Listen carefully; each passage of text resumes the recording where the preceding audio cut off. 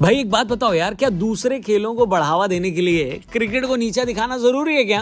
नहीं। ओलंपिक लगभग खत्म होने वाले हैं और वैसे तो हमारे सारे एथलीट्स ने जबरदस्त प्रदर्शन किया है। मेडल भी अभी तक 6 आ चुके हैं, लेकिन मेडल टैली में हम 70वें स्थान के आसपास हैं।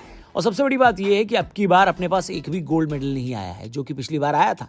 ओलंपिक के 100 सालों के इतिहास में शायद ऐसा पहली बार हो गया कि पाकिस्तान मेडल टैली में हमसे ऊपर फिनिश करेगा। एक तरीके से देखा जाए तो पेरिस ओलंपिक हमारे लिए टोक्यो ओलंपिक के सामने डिमोशन की तरह हो गया, क्योंकि अब जो इंडिया में स्पोर्ट्स कल्चर है उसके हिसाब से हमें आगे बढ़ना चाहिए था। और जिस तरह से धमाल पिक्चर में जावेद जाफरी को पता नहीं होता कि वो ऐसी सिचुएशन में हमेशा आगे कैसे आ जाते हैं, इसी तरीके से जब भी कोई दूसरा खेल अच्छा बुरा करता है तब अचानक से इंडिया में क्रिकेट आगे कैसे आ जाता है।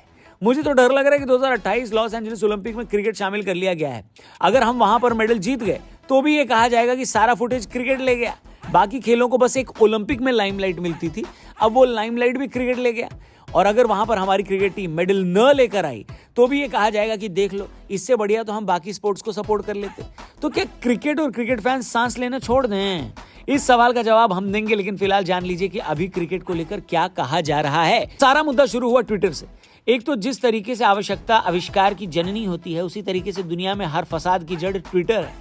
ट्वीट लिखी अनंत नाम के एक यूजर ने, जिसमें यह कहा गया कि श्रीलंका से बुरी तरह हारने के बाद भी इंडियन क्रिकेट टीम भारत वापस बिजनेस क्लास में बैठकर आई है, लेकिन हमारी हॉकी टीम जो कि ओलंपिक में ब्रॉन्ज मेडल जीत कर आ रही है, इकोनॉमी क्लास फ्लाई कर रही है। सबसे पहले हमें इसी इनइक्वालिटी को एड्रेस करने की जरूरत है। अब लोगों ने उनको समझाने की कोशिश तो करी कि भैया सारा मामला डिमांड और सप्लाई का है, क्रिकेट की ज्यादा व्यूअरशिप है, इस वजह से वहां पर स्पॉन्सर ज्यादा है और इसीलिए वहां पर पैसे ज्यादा हैं। लेकिन भाई ने कहा कि व्यूअरशिप तो ओलंपिक में हॉकी के मैचेस में भी इतनी ज्यादा थी, लेकिन भाई ये बताना भूल गए कि क्या इंडियन हॉकी टीम जब ओलंपिक या किसी बड़ी गेम के अलावा मैच खेलते हैं तो ये खुद देखते हैं कि नहीं देखते। कुछ वक्त पहले साइना नेहवाल ने भी बैडमिंटन को क्रिकेट से कंपेयर किया था और कहा था कि बैडमिंटन का जो स्किल सेट है वो क्रिकेट और क्रिकेट खिलाड़ियों के स्किल सेट से बहुत ज्यादा है। उस वक्त भी लोगों ने कहा था कि अपने खेल को बड़ा दिखाने के लिए क्रिकेट को नीचा दिखाने की कोई जरूरत नहीं है। अब हम इस पर अपना व्यू पॉइंट देते हैं, आप लोग भी कमेंट बॉक्स में बता देना आप क्या सोचते हैं। फिलहाल मैं मेरी बात बता देता हूं। जहां तक हॉकी टीम की इकोनॉमी क्लास में आने की बात है, ये तो बड़ी सिंपल सी बात है कि हॉकी की लॉजिस्टिक्स का सारा जमा इंडियन ओलंपिक एसोसिएशन पर होता है, जो कि एक गवर्नमेंट बॉडी है और उनकी अपनी बजट रिस्ट्रिक्शंस हैं। जबकि बीसीसीआई एक प्राइवेट बॉडी है जिसके पास भर भर के पैसा है। उस पैसे से वो बिजनेस क्लास क्या, अगर अपना एक प्लेन भी खरीद कर खिलाड़ियों को आने जाने के लिए दे देगी ना, तो भी उसको फर्क नहीं पड़ेगा।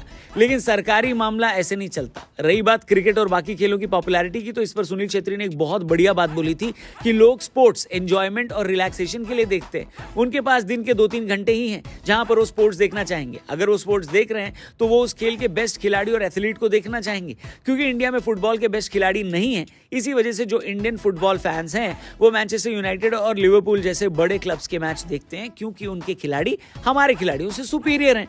ये बात भारतीय फुटबॉल टीम का कप्तान बोल रहा है, यानी वो जानता है कि उनका स्किल सेट इंटरनेशनल स्टैंडर्ड के अकॉर्डिंग नहीं है।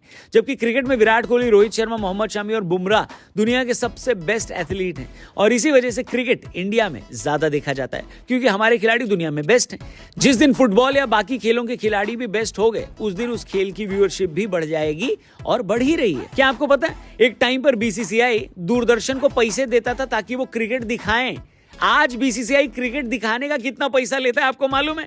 सिर्फ आईपीएल के डिजिटल राइट्स पर मैच 55 करोड़ रुपए के हैं। ये इसलिए हुआ क्योंकि क्रिकेट ने अपना स्टैंडर्ड बढ़ाया और विश्व में अपना नाम कमाया, वरना 1983 से पहले इस देश में क्रिकेट कहां खड़ा था ये बताने के लिए बॉलीवुड वाले एक फिल्म भी बना चुके हैं और आपको सैकड़ों आर्टिकल्स भी मिल जाएंगे जहां पर आपको पता चलेगा कि क्रिकेट ने भी किस तरीके से स्ट्रगल किया है।